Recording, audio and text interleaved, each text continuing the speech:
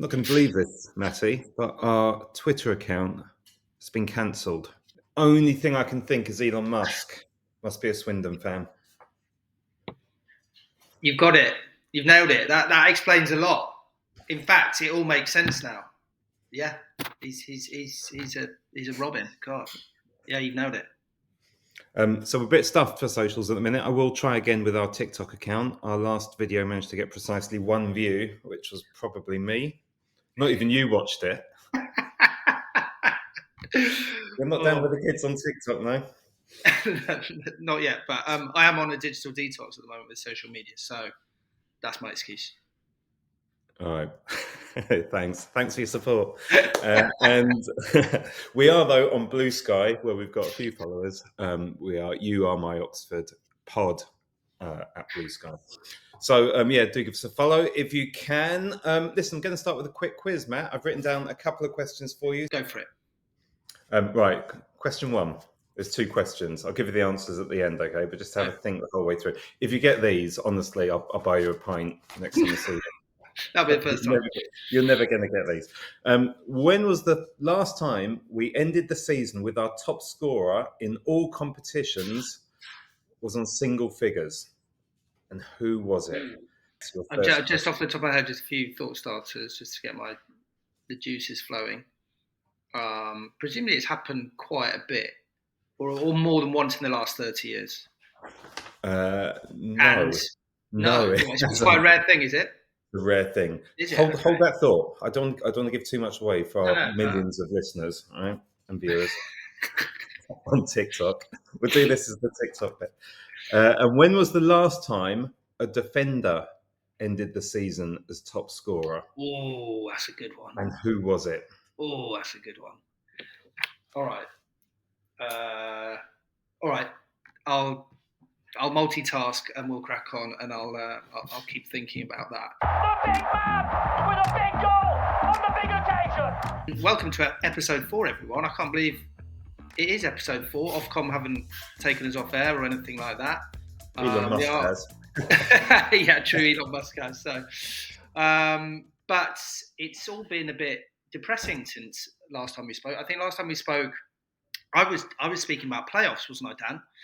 Yeah, you didn't say to which division. Are they bringing back relegation playoffs? Are they, Matt? Or? And then since then, we've not scored a goal. 1 point from the last 3 games? And we were talking about, will we get 9 points from the last 3 games? So, it was after the Stoke game we last recorded, and it has been pretty desperate since then, Dan, hasn't it? To be honest, I'm starting to really worry, right? When the team looks as devoid of ideas at scoring goals and attacking as we look at the moment, it just reminds me of seasons gone past where we've struggled, right? I was thinking of the season where we sold Dean Windass around Christmas time, and then we just could not score a goal after that. We just we kept drawing losing games, and I don't wish to be negative. So rather than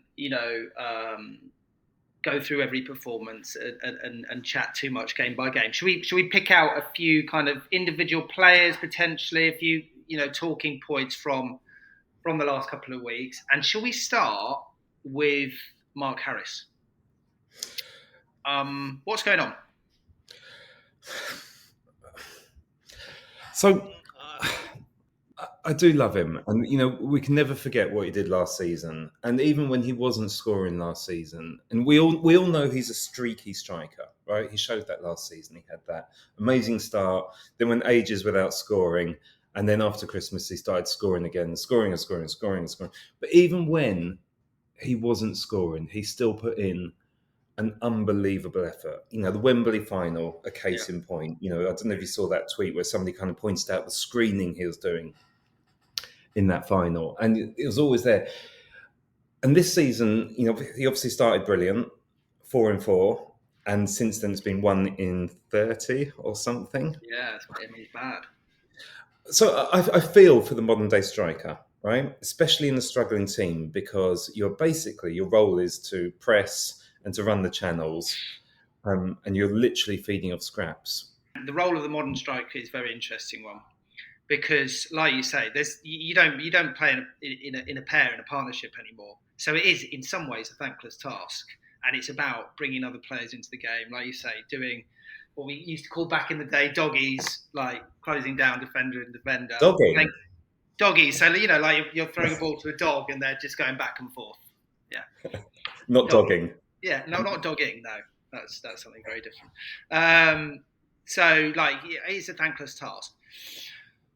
My, because I'm one of those sad people who will spend like 20 minutes just watching a striker, seeing what how they're affecting the game, that kind of thing. My worry with Harris is in this kind of poor spell he's had, he's not got into many clear-cut goal-scoring opportunities. It's not like, he was unlucky not to get a couple today. It's not like he's knocking on the door all the time and you think, other than, I think that Bristol City chance, which we all kind of hark back to, he should have put that away. But like clear-cut chances, he's not had loads. Obviously, Watford away, there was that one. But it's not like, every game he's having 2 or 3 chances. So that's my worry.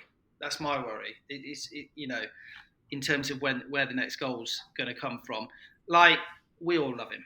Of course we do, for what he's done for this club. But I am starting to think, right, we need to change. I wanted to ask you a question, Matt, because obviously you were a striker and you played at a really decent standard and so on and so on. Can I just jump in there? Because let's not make this a thing like I was this amazing striker. You're the closest I've got, right, to someone who's actually played at any sort of standard. I played non-league football at a half decent standard for a few years at Banbury United and Oxford City. So let's just put that out there. But yeah, so I can give you my perspective. All right. So when you came into the office with your pretend Ballon d'Or, that wasn't just actually pretend, yeah? Hellenic League top goal scorer 99, 2000, I think, 32 goals. So I'll take that. Yeah, go on. What? So, like, when you are playing in the team and you're the striker and the team's struggling and you're not getting many chances, that must affect you personally, right? You must be thinking, it must affect your confidence. Of course, it does. I went through loads of streaks where I wasn't scoring. However, and I remember Kevin Brock was my manager at Kevin Brock. All he used to say was, "Keep knocking on the door. Keep knocking on the door. If just Matt, I will back you. If you even if the goal's not on, you have a little strike from 30 yards, just so you're starting to find the radar." And my worry with Harris is he's not acting like an out-and-out striker. He's not always, sniffing goals, looking for goals. That's my only worry. So, and Brocky always used to say, don't worry about that one. It's the next one. It's the next one. And so, yeah, I'm just worried that he's just not enough of a predator for me, even though he is very much a kind of number 9. It's like he's not sniffing out those chances, which worries me slightly. So, yeah, that's my. What was your longest goal famine, for instance, and how did you break it? Was it literally the one that came off your arse? Yeah, slapper. I'm giving you all the footballing, the footballing, old school footballing terms here. Yeah, an absolute sclapper, and probably off the. I remember actually one game away at Salisbury, and I hadn't scored for ages. I was up front with Andy Baird, and it was a really tough game. Salisbury at the top of the league, and it was one of those. I think we were winning 2-1, and there was about 10 minutes left. I hadn't scored for about 8 games. And I remember thinking, if I don't score today, I'm definitely getting dropped. And I took a shot from just outside the area. And I remember it left my foot and I was like, oh, God, that's embarrassing. I'm definitely being dropped. And it bobbled along the ground, hit this divot and went in. And I remember everyone looking at me and we just went absolutely crazy because we knew we'd secured 3 points against top of the league then. This was for Banbury. And that was the end of my goal famine. And I think then I scored, a couple, next game I probably scored one and then, went on a little run. But you need something like that. But again, as Kevin Brock used to say to me, if you don't buy a ticket, you don't win the raffle. So my advice to Harris is have a few more shots, get in front of a defender a few more times, back yourself. And maybe have a word with the groundsman about digging up the penalty area so you do have a shot, it bubbles over the keeper's head. That's it. So yeah, we haven't got many options. I Yeah. guess is the thing we need to discuss. Obviously, Goodwin's gone out on loan. I don't know how he's doing.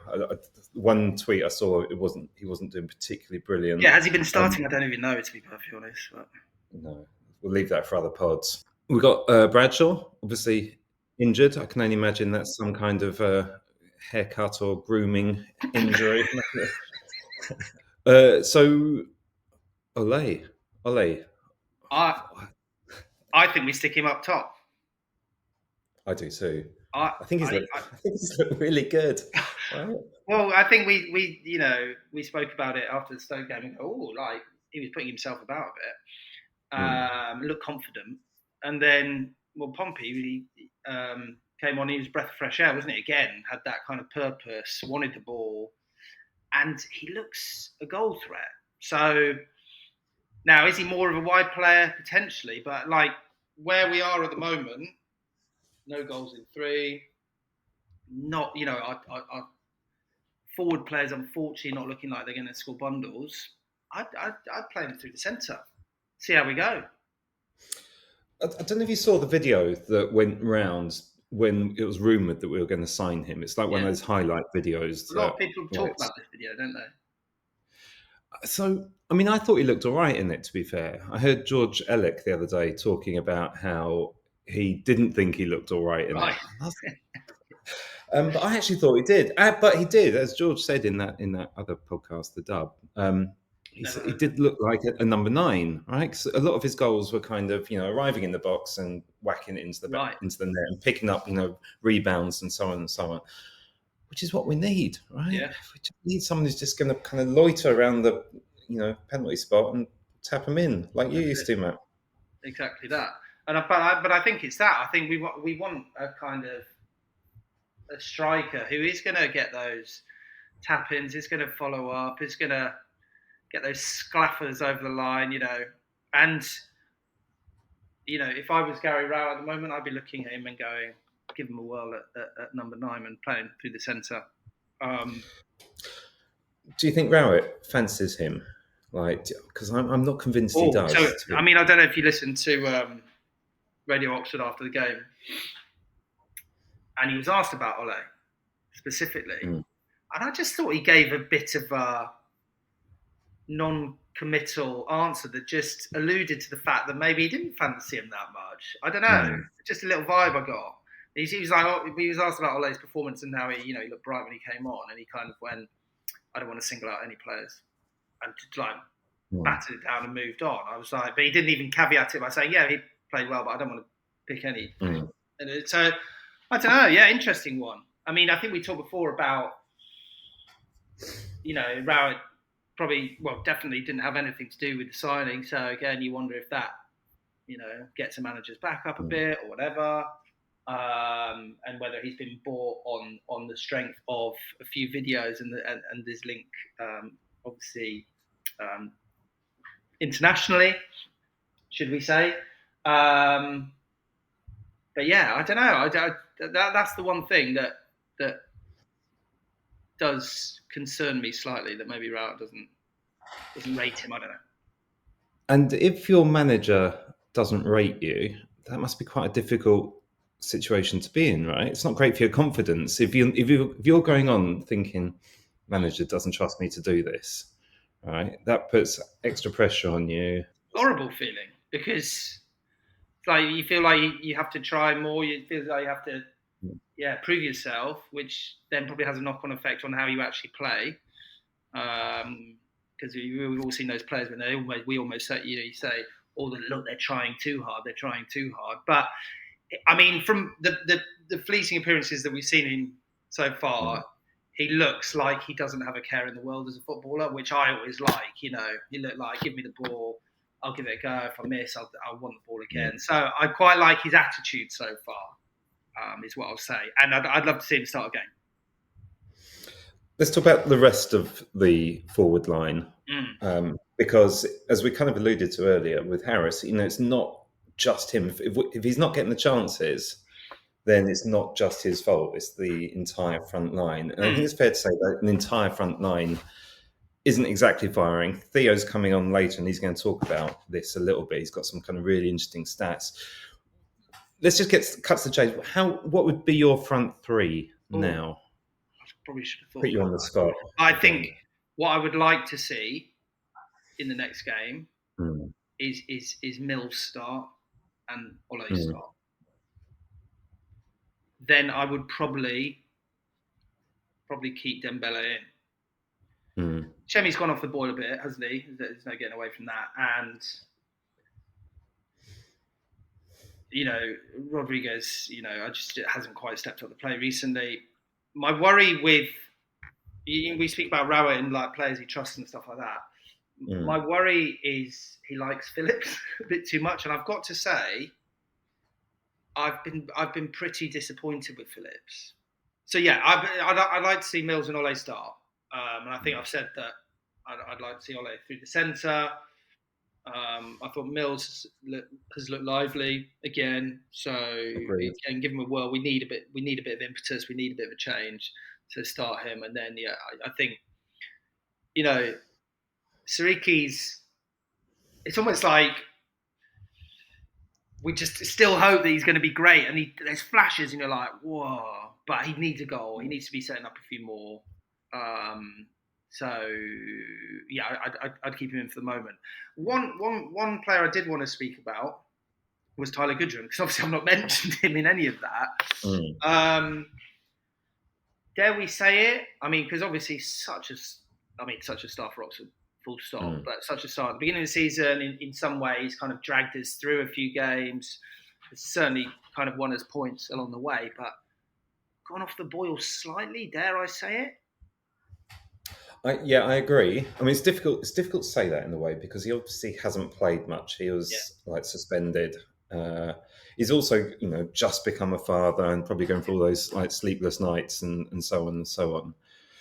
Also, he hasn't massively shone in the team since Rowett took over. Correct. Maybe, the Buckingham system was built around him a bit more.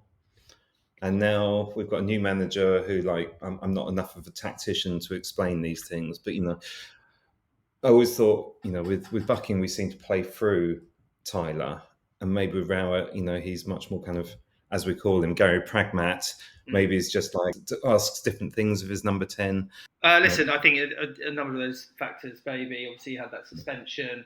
But it's just time with when Rowett's come in, hasn't it? So that's probably playing on his mind a bit as well. But I think we all want Tyler Goodrum back, and we know that an informed Tyler Goodrum is possibly the best in the whole squad. So that was a nice little roundup of all things that have happened in the last couple of weeks. West Brom next, which we'll speak about a bit later. You are my Oxford. Theo's Stat Corner. Okay, so it's that time of the week again. Everyone's favourite segment. It's Stats Kitchen and the now almost world famous Theo. Theo, tell us this: are the stats as bad as the evidence we're seeing with our own eyes on them? I think there's some wider context that may be kind of interesting when looking at what's happened in the last few games, particularly just our attacking stats throughout the whole of the season, which are actually remarkably poor. And we've not scored in terms of goals scored. We've done all right. I've got 34. That's 18th in the division. Pretty much matches where we are. But once you kind of look at anything to do with creativity, we're starting to really struggle, and there are very few teams looking worse than us in that regard. So let's run through a couple of them. Big chances created, according to FootMob. Big chances created, 51. That's the 21st in the division. Derby, Cardiff and Plymouth, the only ones behind us.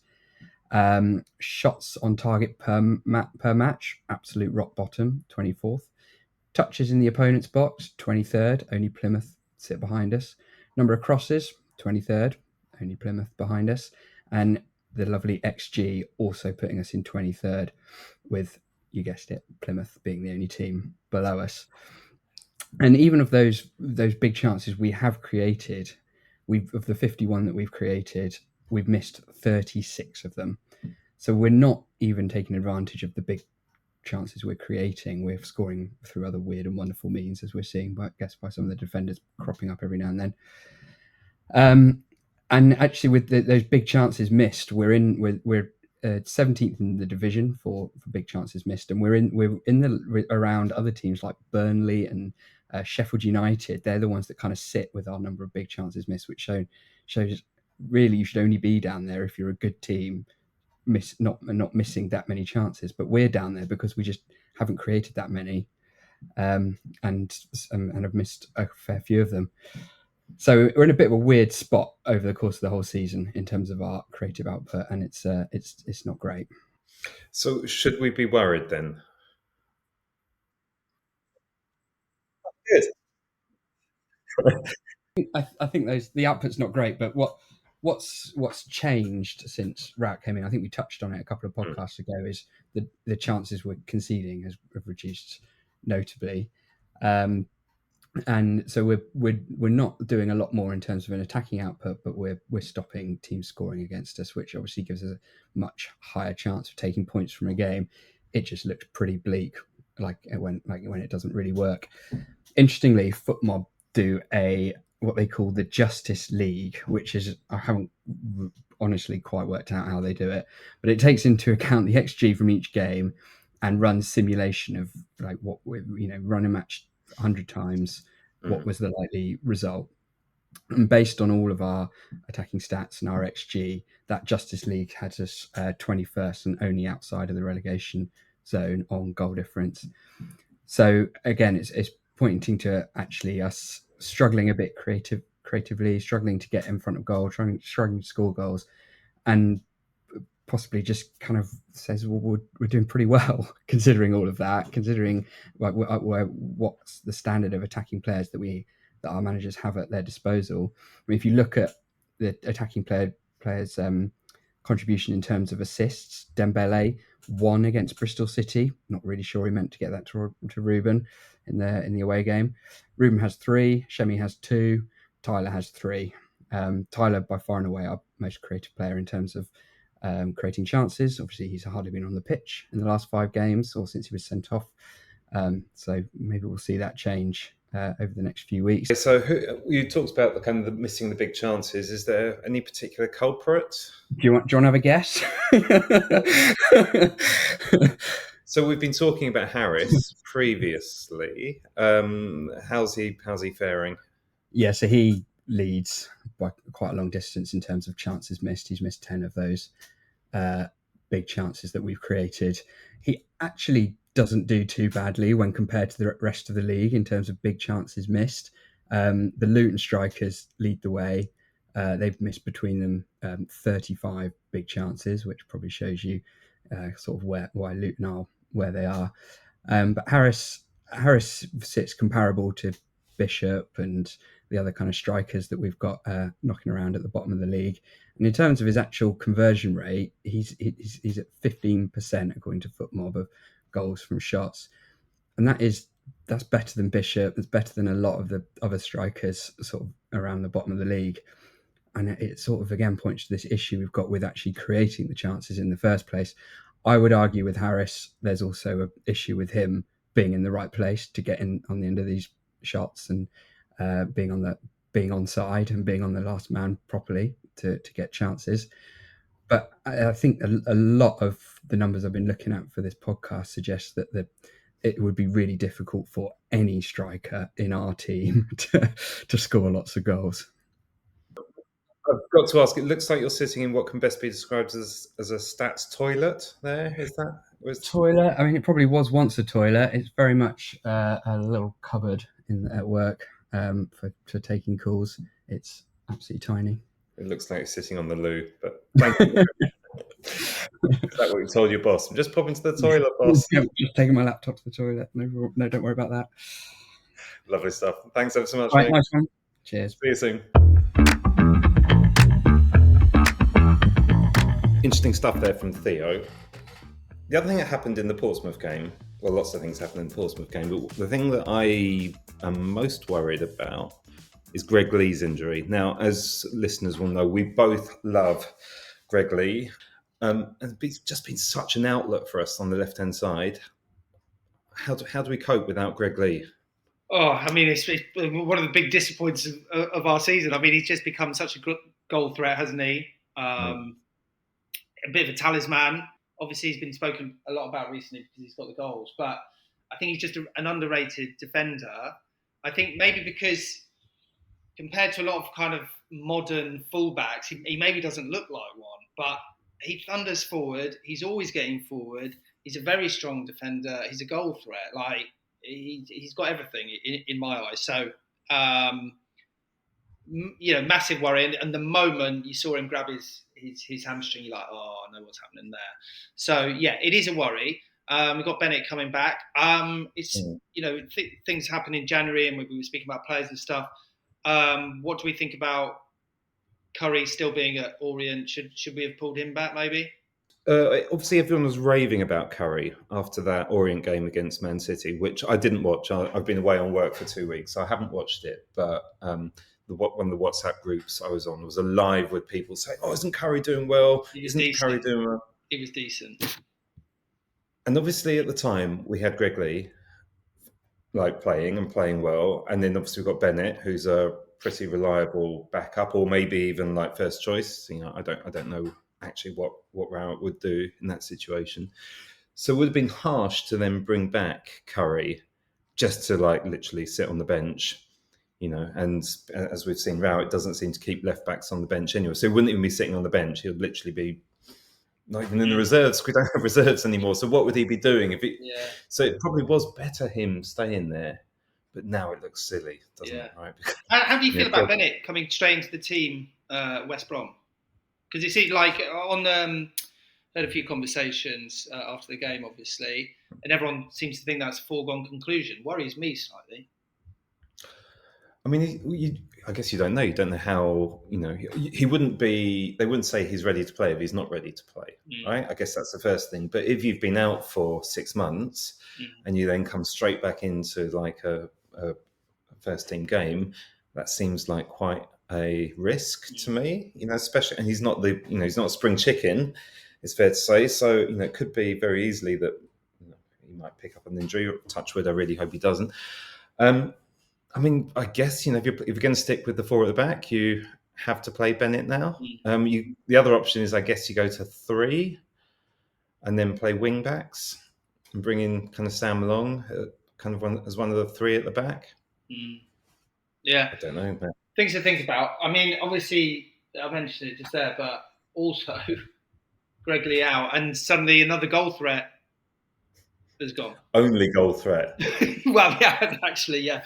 Our only recent goal threat has gone. We talked in the last episode about that kind of free header he had, Greg Lee, against Luton. Yeah. And we were kind of saying, how could the XG be only kind of 0.4 or whatever? Meaning 4 out of 10 people would have scored that chance, or 4 out of 10 times that chance would go in.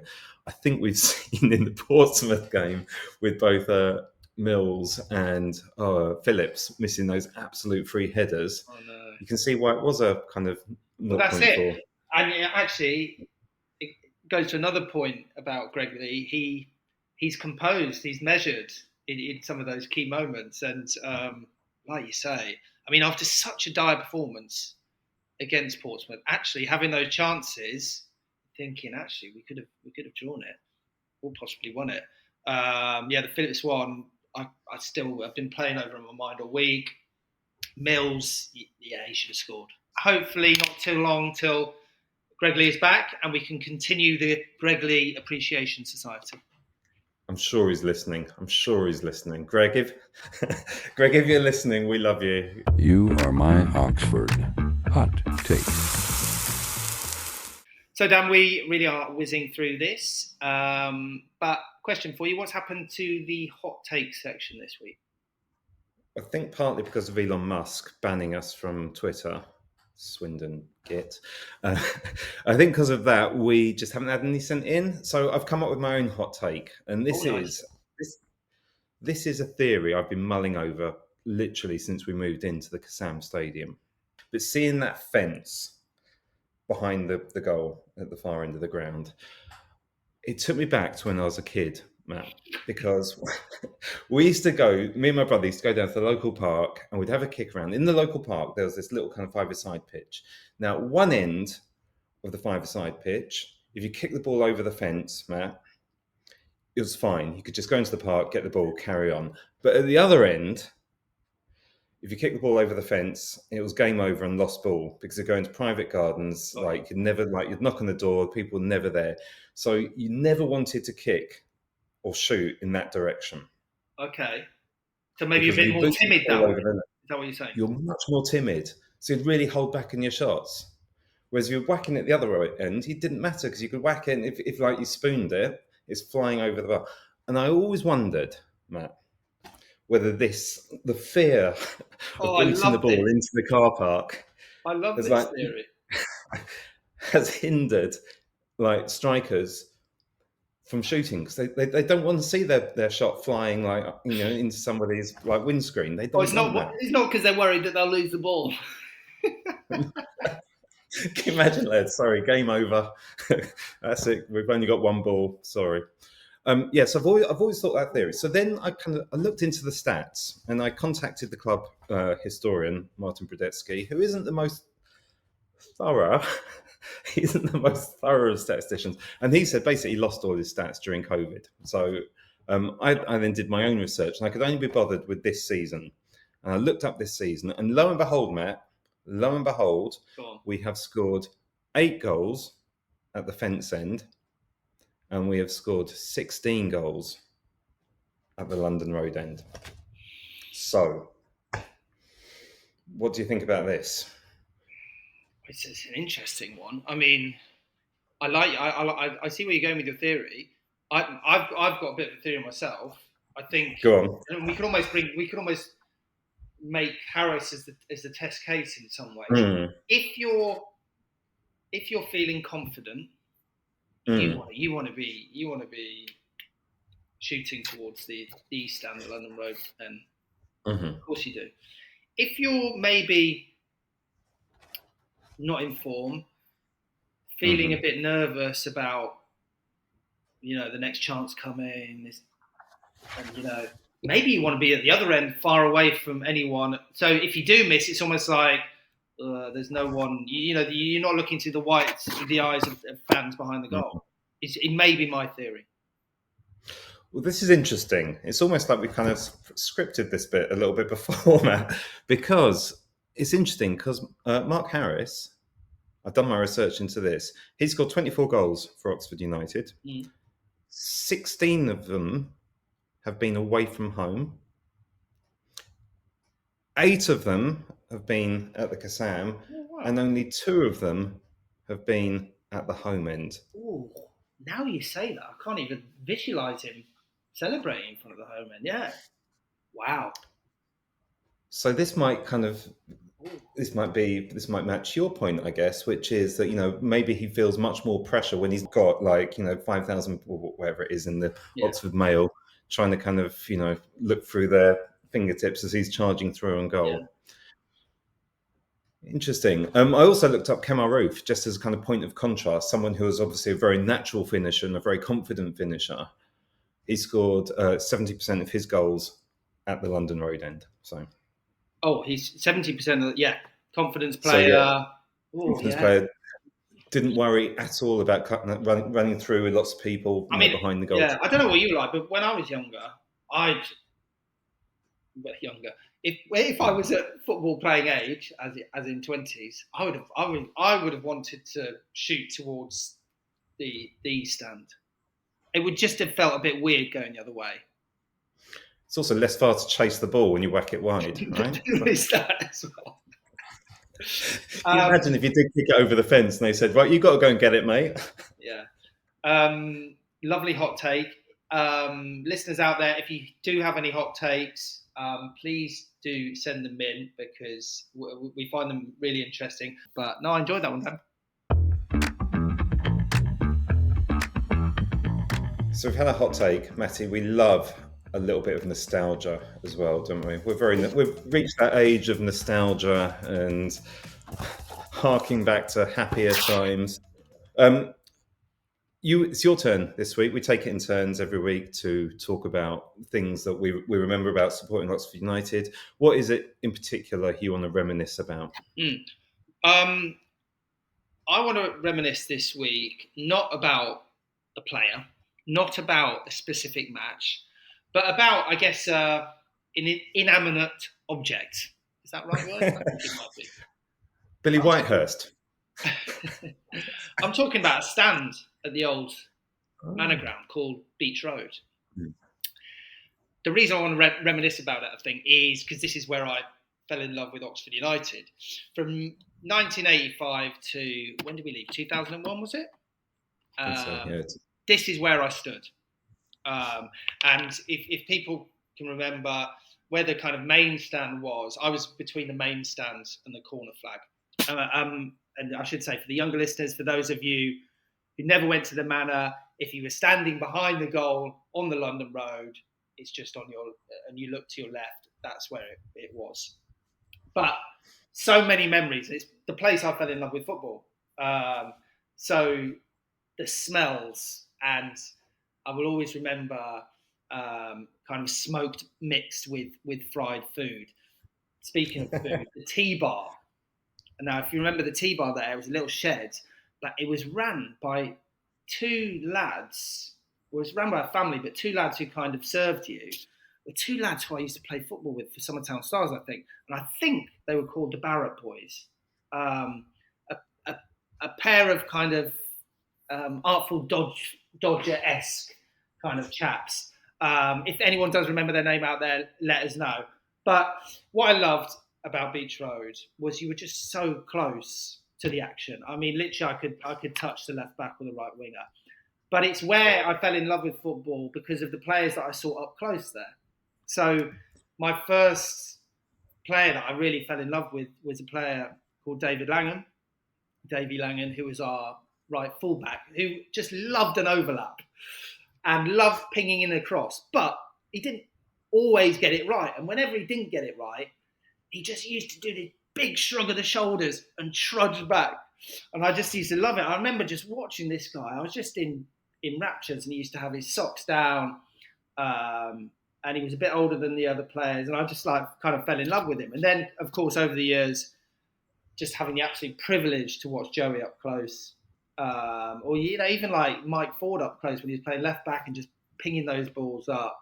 And just literally hearing the conversations of the players. And just a couple of memories that really stick out was, obviously you used to have the subs warming up just right in front of you. And just over the years, just saw so many kind of big names just warming up right in front of me. And I remember Burnley came to Oxford, and Ian Wright played for them, and he was on the subs bench that day. And Ian Wright, this player who I just idolised, being a striker and everything he did for Arsenal, was literally, I'm stood here, he's literally stretching his calves, facing me, and he's just chatting with everyone in the stands. So that's just amazing. But the stick the liners used to get, there was so many like comedy lines that used to be belted down from the stands, to the linesmen. But also, I look back fondly, and it's only over time. But obviously, during that time when I used to stand there with my dad, as it was, all I wanted to do was be in the London Road. All I wanted to do was be in the middle of the singing. But my dad never allowed me to, because we used to go to football together. So I think at the manor I went in London Road probably 3 or 4 times, and I was always Beech Road. And I remember I just used to be in awe of London Road, like this kind of mystical thing that I just, wanted to be a part of. But, my lot was Beech Road, and I had my exact position where I stood for, as I say, 15 years.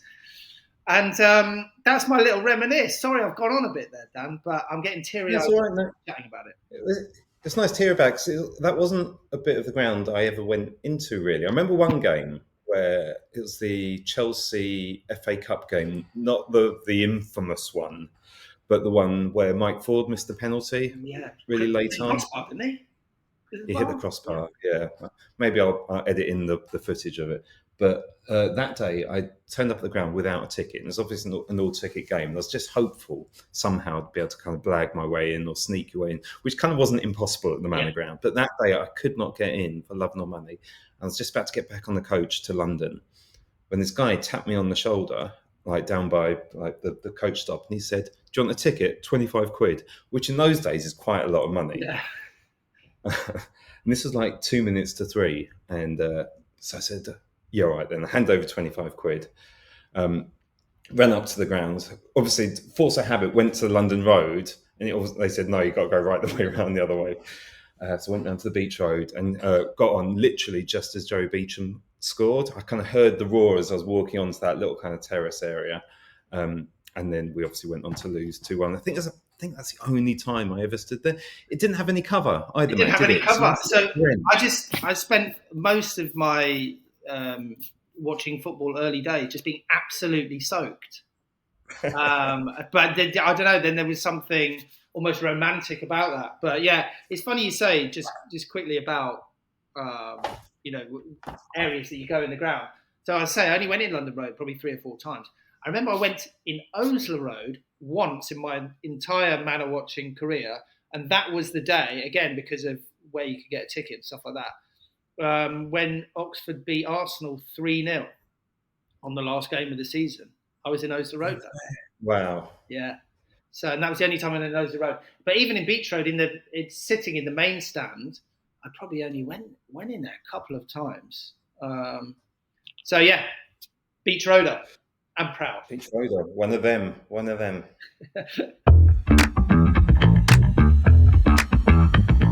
So, Matt, I've been listening to lots of other, I'm not going to call them rival podcasts. They're friendly podcasts. They're fellow friends and podcasters, and they've been worrying a lot about the run-in. How are you feeling about the run-in? Is it as tough as people are saying?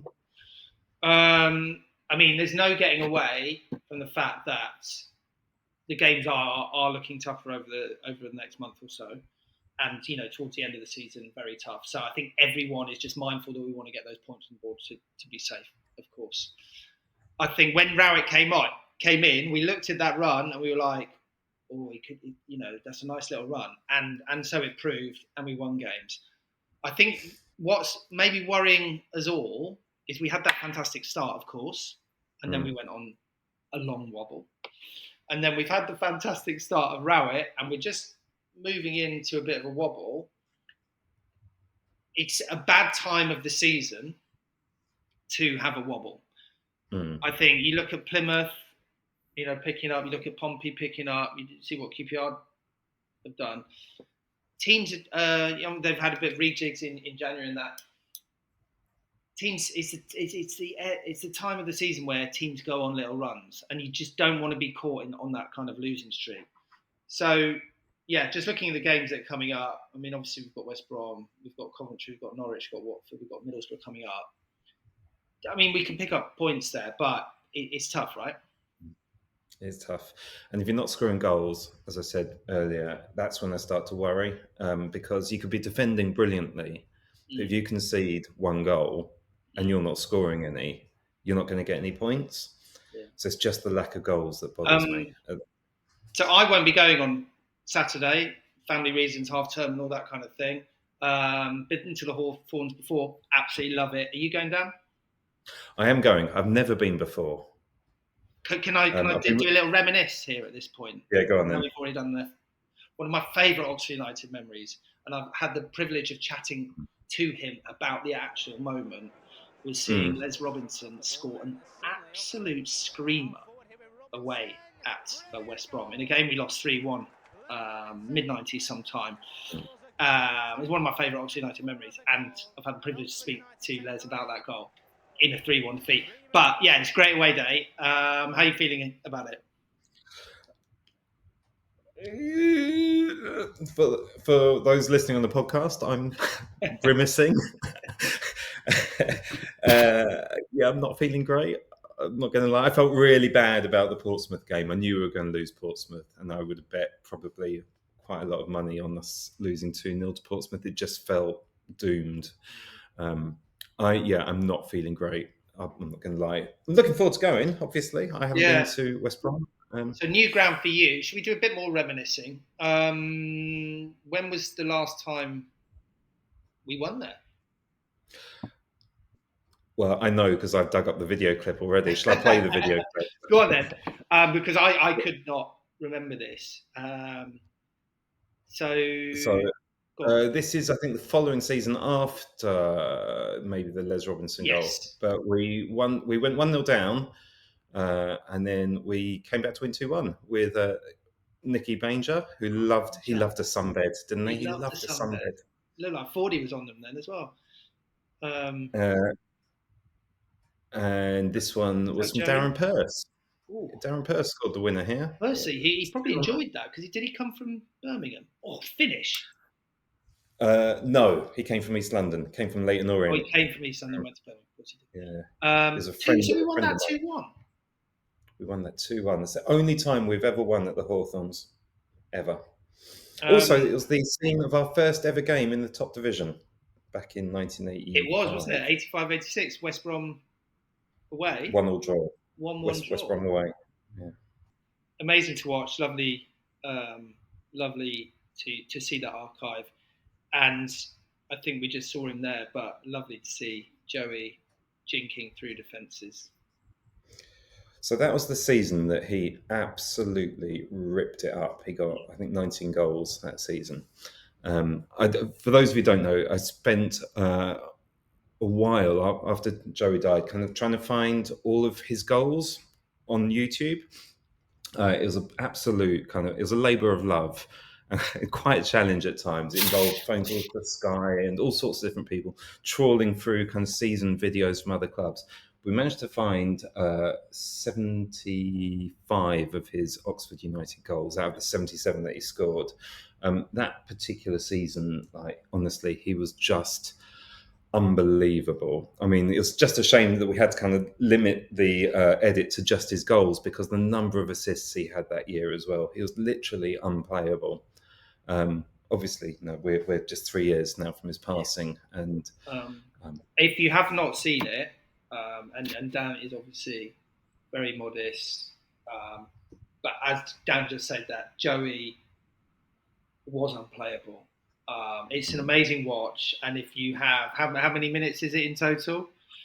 It's 15 minutes. So if at some point over this weekend or over the next week or so, can I please just implore you to kind of put 15 minutes aside? It's a lovely way to remember Joey.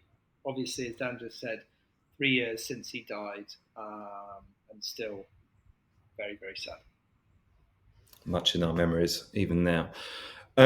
Nearly done, Matt. Shall we do the quiz answers?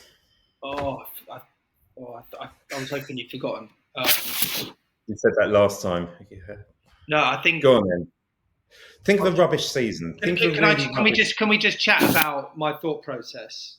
Yeah, go on then. Right. Go on. So my thoughts were: I went down two routes. So my first thought was, when did we have a striker who wasn't the most prolific? Yeah, but still maybe half decent team. So I was almost like Alex Dyer, Steve Anthropos, Matt Murphy, Andy Scott vibes. Okay. But then I thought, surely, early 2000s, it's probably quite likely to be in that time. Very much that era, yes. So we had those two or three dreadful. If I said the word temp, you'd be absolutely on the right line. So okay, so then it's like, who was our top scorer that season, basically? So is this a season? Was this a season when we went down from the third tier to the fourth tier? Correct. Our last season at the Manor Ground. Oh wow! Wait a minute. He wasn't actually a bad player, and his career record is good. I'm going to give you one more clue. I'm going to say it's not Andy Scott. It's a really good guess. A regular international. How many seasons was he with Oxford? 2, maybe. Oh wow! Oh, go on. This is dead air time's not good air time. Go on. Phil Gray, 2001. Oh, He got 8 or 9, I think it was. Yeah. wow. Not many. Okay, so the second question was... I've really struggled with this. Go on. So when was the last time a defender finished as top scorer for us in a season? Have a wild guess. So think of high-scoring defenders. Yeah, so I was like, okay, high-scoring defenders. Obviously, I went Matty Elliott. Obviously, and I was thinking Melville. I was thinking Steve Foster. I was thinking. These are all good guesses. They all had like really productive seasons in their time.